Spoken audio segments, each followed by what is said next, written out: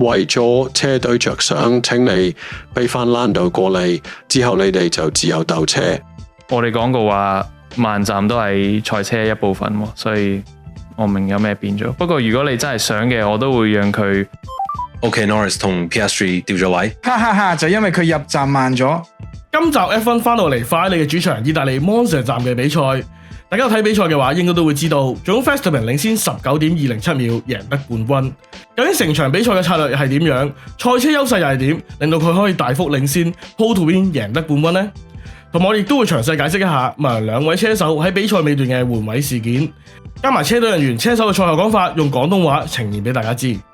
呢個 channel 主要係分享 F1 嘅資訊，會同你逐格睇翻，分析成個 F1 週末嘅嗰個重要時刻，用車隊、車手人員嘅訪問內容，去同某位一齊解構呢個體育運動。如果你想睇多啲 F1 嘅策略同埋技術，知道場比賽入邊直播鏡頭冇交代嘅事，咁就要 subscribe 我哋呢個 channel， 再撳個鐘仔搶先睇 like 呢條片，share 俾睇 F1 嘅朋友，仲有再 comment， 你哋嘅支持係我製作影片嘅動力。事不宜遲，今日 let's go。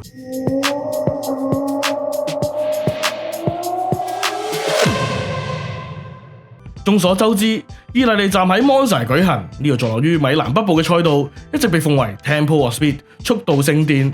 賽道多條直路加上多個減速彎 chicane 而成，其中有兩個 DRS 區，分別係起終點大直路同埋 Lesmo 至到 Ascari chicane 嘅後欄大直路。而當中最考功夫嘅亦都係 Ascari chicane，要點樣喺度保留最多嘅速度過呢啲彎成為關鍵。同時呢條賽道路駁外緩衝區都係以沙石為主，將物理懲罰車手嘅概念發揮到極致。加上路窄，啲彎得一條線過，所以爬頭亦都唔會容易。而去到呢條賽道，車隊為咗發揮賽車嘅極速，會選擇低下力設定，例如麥納倫同埋法拉利。佢哋就寫明今站嘅更改咧係賽道限定嘅，就算更新嘅主要原因呢行唔係咁講，但係內文咧亦都會咁嘅意思。例如法拉利就講明呢個尾翼咧係上季低下力賽道就會用嘅。紅牛呢度就話呢個尾翼咧適合低下力賽道，例如 Monza。而我哋之前講26年新賽車條片亦都講過啦，賽車嘅阻力細咗，同時賽車嗰陣後車追貼嘅優勢亦都會少咗噶嘛。再加上賽車阻力細時，一定會喺尾翼開刀，有一個細啲、平啲嘅尾翼，呢樣都會令到 DRS 翼面轉平嘅時候，氣動力阻力變化幅度細咗。講翻人話，即係 DRS 嘅效用會減低，所以一般嚟講呢度嘅爬頭亦都係比較難。雖然今個週末咧好似就唔適用啦，始終東方神秘力量咧就唔可以睇少。另外就係咧呢度係所謂法拉利嘅主場，而唔係季初嘅 Imola， 所以無論輸定係贏咧，熱情嘅 Tifosi 氣氛亦都係非常之震撼嘅。要講 Verstappen 今個週末喺 Monza 點樣由人定勝車，首先咧就要由排位賽開始講起。排位賽佢以1分18秒點792，以77%秒之差壓過 Lewis 排得頭位。睇翻佢哋兩個對比嘅數據，都會睇到一啲同季初大家見到嘅特徵，就係韋少咧偏向直路尾速度高啲，但係麥拿倫咧彎路就強啲，出彎亦都係強啲，最快有差距嘅。例如1、2號彎同埋4、5號彎，不過就睇到咧速度差距咧就冇咁誇張喎。而喺6、7號彎嘅 Lesmo 呢個咧係一個接近2年嘅彎 ，Lewis 就能夠喺成個彎道都保持喺8至3公里嘅優勢，亦都令到佢差距由6號彎嘅彎心 0.2 落到7號彎彎心嘅 0.075。但係咧差距一直都冇快過韋少嘅，包括過埋 T890、Ascari 都仲有 0.043。咁睇翻兩個車手 on board 啦，兩個車手咧都未見有明顯嘅犯錯。不過值得一提嘅係Lewis 喺 Q3 嘅第一轉仲慢過 Q2， 而 Max 就喺 Q2 嘅第二轉反而慢過第一轉。咁但係咧兩個車手都可以 Q3 最後一轉揸到盡晒出嚟。咁呢個對決咧真係神級啊！連最後呢個頭位嘅韋少咧都係咁講。Monza 對我哋嚟講永遠都係偏難搞嘅，就算我哋統治過幾年都係。但係成個週末我都會話都算係有優勢，可能輸 0.2、0.3， 但係我哋一直進步，每一節我哋都有進步，我哋有個好嘅基礎，呢啲都係重要嘅。同埋去排位，我哋做咗啲改變，一啲好微小嘅改變，最尾令到我有多啲信心去攻彎，用多啲賽車嘅轉彎，尤其喺 Q2 更加顯著。我好滿意，喺 Monza 永遠都難做到個好圈。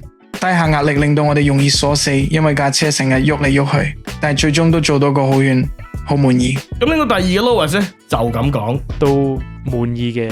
係啊，個差距好細，只係輸頭位7%秒，唔係好多。但係我覺得我從來都未試過真係俾自己有機會去拎個頭位翻嚟。係咯，Q2 嘅時候太多犯錯，令到我處於下風，同埋信心爭咗啲。Q3係我先出 pit 嘅，我一出嚟就知瀨嘢，所有嘢都係靠 Q3 最尾嗰個圈，所以我都好開心可以搞得掂，拎到第二，對我嚟講都係一個小驚喜。不過最終大家都係覺得麥拿倫嘅比賽速度點都會稱先少少，會唔會又係韋少一部車頂死兩部麥記？點知個結果呢係我哋想象唔到嘅。去到星期日嘅正賽，一起步就見到第二位起步靠近內線嘅 Lewis 起步起得唔錯，就算韋少閘到佢，閘到落草地，牛奶仔咧都仍然頂得住，控制得好部賽車。而入彎嗰陣咧 ，Lando 明顯遲啲剎車，見到佢入彎嗰下突然間大幅度收縮咗個差距，去到彎心咧已經同韋少平排。Monza 呢個 T1 咧其實真係好窄嘅，其實真唔係太容許兩部2米闊嘅賽車平排經過，咁所以韋少就自己出咗去拎翻個頭位，同時 Lando 出彎嘅時候咧係冇出到界，同埋能夠控制得好部賽車喺賽道入邊，咁加上啱啱都提過啦 ，Lando 喺內線進攻，同時喺彎心係已經平排噶嘛，所以呢個彎咧就已經俾 Lando 拎咗啦，所以 Lando 咧喺無線練就咁講：喂，做乜啊？呢條傻佬做乜啊？又逼我落草地，而家又搶我頭位啊嘛！咁 Max 咧就話佢鬆咗個剎車，咁之後咧 Lewis 都喺無線練度投訴喎。係咯，佢要還翻個位，佢點都唔會轉到個彎，但係我哋轉到。咁所以車隊喺第二圈咧都叫翻韋少讓翻位。Max 我哋讓翻個位俾 Lando。你哋係咪肯定先？冇錯，佢部車就喺後面。於是韋少喺起終點大直路度讓咗，同時都令到佢喺 T1 有少少比 Piastri 有機可乘。不過又令到 Leclerc 有少少機會攻下 Piastri 喎。Leclerc 仲因為咁上到第3位添。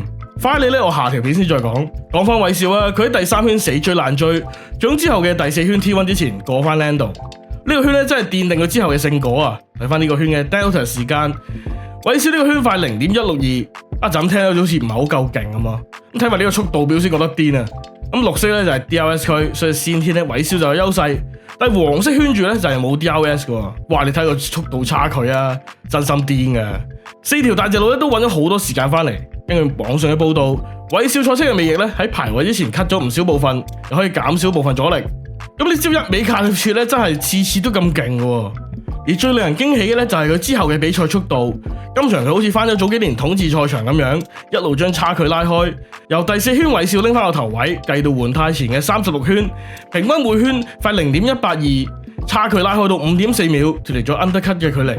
不過大家都可以睇下呢幅圖啊，係由4至36圈 ，Max 同麥拿倫兩個車手嘅圈速，藍色咧就係 Max 嘅時間，同時時間越快咧就越高，咁好似勁啲咁啊嘛。咁大家會見到咧尾段開始跌鑊慢咗落嚟㗎。咁車隊咧呢個時候就自然會諗幾時開始換胎好呢？咁當時前列計啊 Russell 咧 Leclerc 換咗胎喺後邊第6、第7位，同時艾邦同餡爺咧未換胎上咗嚟4、5位。咁呢幅圖咧就啱啱提過車手每圈嘅 gap 圖，未諗到啲好啲嘅名啊，叫住先啊！如果大家有 idea 可以 comment 話我知啊。咁一格咧就等於10秒，即係韋少換胎咧就會跌到第2條線度。咁見到呢度係咪個空位啊？咁韋少咧又可以換胎，又唔怕俾慢車阻住咯。咁當然，如果韋少速度唔係一路慢落嚟，等唔到，最好嘅策略咧，應該係等2部後車換胎先，再睇定零食，咁就唔好似而家咁。如果咁啱換完胎，過幾個圈有安全車咧，就會輸得好金啊！咁呢個策略咧就要冇呢個風險。至於點解麥拿倫一直拖住唔換胎呢？咁亦都係因為第一階段韋少咧明顯係有優勢，再加上睇翻幅 gap 圖啊，韋少換完白胎之後咧一路係咁追翻上去。想象下如果 Lewis 換胎之後跌到第2條線，慢成20秒咧係冇着數嘅。咁再加上韋少39至45圈，每圈快1.3秒，話咁快就由20秒嘅差距咧追到得翻9.4秒。咁梗係啦，其實韋少都算遲換胎噶啦。換胎之後咧比賽得翻17個圈咁少，條白胎咧就好似食自助餐咁，任食唔嬲。而麥拿倫如果而家換胎，仲要換白胎嘅話咧，同投降認輸係冇分別嘅。反正2部車咧又唔會跌過低過頭3，咁啊俾着我都會搏啦，一定搏下睇下有冇安全車。不過最終咧就搏唔到，2部麥拿倫咧分別喺45同埋46圈換紅胎。咁2部麥拿倫嘅嘢咧，我哋下一節講，放心啊。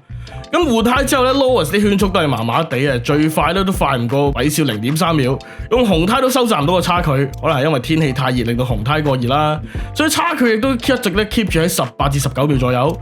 喺比賽仲有7個圈嗰陣，比賽工程師 GP 就同阿 Max 講 Max 加埋呢個圈，我哋仲有7個圈，後車喺你18秒後面，你已經做晒所有高難度動作，帶部車翻嚟，唔使冒險。唔冒險，全速前進。呢段對話咧真係笑死啊！今場咧真係似23年、22年統治 F1 咁樣，所以最終韋少 pole to win， 仲以19秒之差贏得冠軍。比賽之後咧佢就咁講喎，當然係比想象中好啊！當我一上翻頭位就專注自己嘅圈速，當然我唔知道可以維持幾耐㗎，車保持得唔錯，不過最尾嗰6至8個圈有啲難。不過我覺得我哋做啱咗策略，撞胎換硬胎，架車都比起之前嘅比賽完美，令我可以推得盡啲。我覺得我哋嘅設定令我哋更上一層樓，呢度係低下壓力 ，Zandvoort 係高下壓力。你知有啲賽道高下壓力，有啲賽道低下壓力，所以覺得賽車表現會好睇賽道。當然今日對我哋嚟講好好，我哋會繼續改善表現。喺比賽嘅尾段，焗住黃胎頂住唔換胎，博有安全車嘅麥拿倫，因為鹿仔喺33圈換胎之後，一直對佢嘅舊黃胎步步進逼，差距由35圈嘅 30.8 秒，縮減到44圈嘅 28.5 秒。鹿仔35至44圈，平均每圈快 0.269，而呢個差距落到24秒之內先嚟入站，就會開始有風險。而點解 Piastri 唔早啲換胎要跟 Norris 一樣呢？相信就係怕會 undercut 咗 Lando。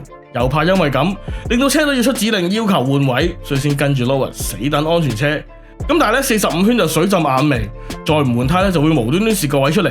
45圈 Will Joseph 咧就預先同 Lando 有討論，你係咪想另一部車入嚟先？係啊，我哋想調轉次序，如果佢唔 undercut 就得，否則我入嚟先啊。唔會有 undercut。咁跟住 Oscar 咧就入嚟換胎，換咗個低過2秒嘅時間，靜止時間 1.91 秒，係全季最快換胎嘅紀錄。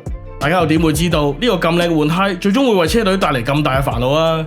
咁按照計劃咧 Lando 就喺出邊下一個圈入嚟 ，Oscar 咧出去嗰陣咁啱喺 Leclerc 前邊 4.8 秒，跟住 Tom Stewart 就同 Oscar 講：我哋用呢個次序安排入 pit， 確保你可以守住 Leclerc， 等 Lando 出 pit 後你就可以自由比賽。咁跟住下一個圈就到 Lando 入站，點知咧就出事啦！直播鏡頭仲拉緊遠鏡，預咗架車會沿住賽道行。咁但係咧 Lando 部車一直停咗喺度，我自己就大笑咗啦。你咧？咁靜止時間咧就 5.9 秒，睇翻個慢鏡，左頭胎嘅 Wheel Gunner懟完新胎入去之後咧就冇為意，即風炮冇轉到綠色，反而只係閃紅綠色同埋藍色，咁即係未上實啦。佢仲好似呆一呆咁，可能心諗啊，做乜架車仲唔走？要個拎舊胎嘅手速拍佢，佢先發覺啊，咁樣真係搞唔掂啊！工程師嘅 Will 咧即刻同阿 Lando 講。出去嘅時候會好近，你撳定個爬頭放電掣。咁唔使問阿貴啊，都知 Law 輸咗個第2出嚟啦。一出 P 就見到 Oscar 揚長而去，咁跟住咧韋少開始食花生問阿 GP 啦。佢係咪入站慢咗？係啊 ，Lando 有個慢站，佢而家喺 Piastri 後面。呢個失誤咧令到麥拿倫嘅策略組陷入天人交戰。首先一定係咧叫唔叫佢哋換翻位好，因為車隊好明顯咧一直都想對兩個車手都公平，等佢哋之間都和諧啲。但係咧今次就驚 Oscar 唔中意，但係唔叫咧就對 Lando 真係好唔公平，因為本身應該係佢換胎先噶嘛。而且第2同第3都爭3分噶啦，咁等多2個圈咧俾佢哋諗。49圈，阿 Will 咧就同 Lando 講 Lando 我哋會重新建立翻個位置。而另一邊廂咧 Oscar 嘅講數過程就開始啦。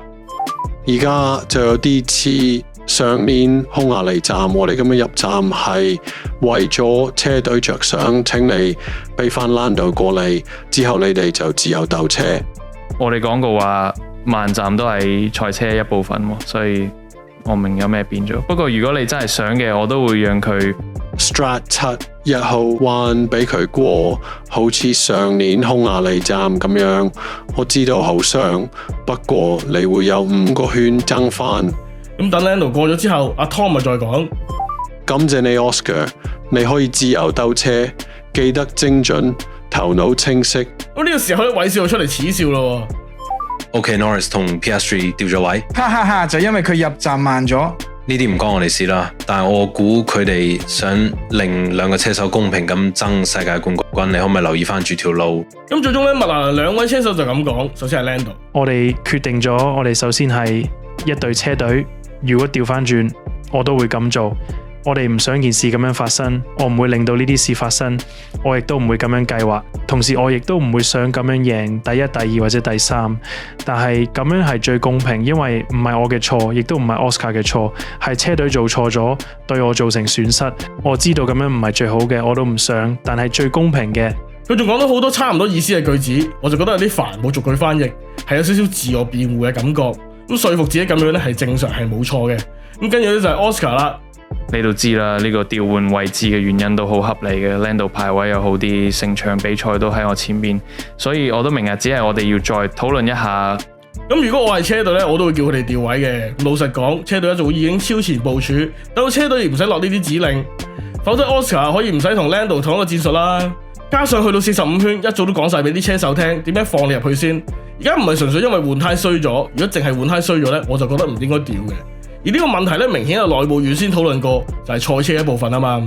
只係今次因為賽車為咗戰術需求而改變本身排遲啲車手就決定嘅規定，加早一早承諾咗唔會 undercut， 所以核突啲咧都要換翻位噶啦。同埋如果唔換翻啊，下次邊個車手會咁抵諗俾人換胎先啊？同埋車手都會對每一個策略決定好懷疑，雙方冇咗信任，即係好似鹿仔咁。呢啲關係咧，長遠嚟講都係唔健康嘅。再加上如果因為唔換而令到車手之間嘅矛盾加劇，對於車隊運作咧好有阻礙，就會令到團隊信心咧出現裂縫。呢啲裂縫咧只會越嚟越大。咁當然啦 ，Piastri 都有機會鬧啦，不過佢落車之後都冇啦。就算佢真係鬧，我諗車隊咧只會覺得佢自私。不過到最後我都要問啊，同上年嘅匈牙利站嘅關係喺邊度呢？即係除咗涉及養車嘅情況之下，有冇人明啊？可以comment話我知。咁最後咧要講嘅係今場嘅300公里賽事，只係用咗1個鐘13分鐘多啲就完成。啱啱咧都回應咗 F1 早前話希望縮短比賽嘅訴求啊。咁其實呢啲車快啲咪得咯。況且咧賽事精彩與否咧，從來都係與不確定相關。咁我覺得成件事咧就感覺一班老人家喺度度啲後生仔中意乜，咁真係救命啊！而家都興 podcast 啊，都興幾個鐘嘅 podcast 啊，都傻傻地嘅。咁另外咧，我哋都會就住 Sainz 上場判罰嘅爭拗同埋法拉利今場嘅表現出多一條影片，大家記得咧到時唔好錯過。到最後咧，再次呼籲大家可以 subscribe 呢個 channel，like 呢條片，撳我中意上先看，分享俾你身邊睇 F1 嘅朋友睇，仲有就係 comment 少少嘅支持，多多嘅鼓勵。今日之後再見，拜拜。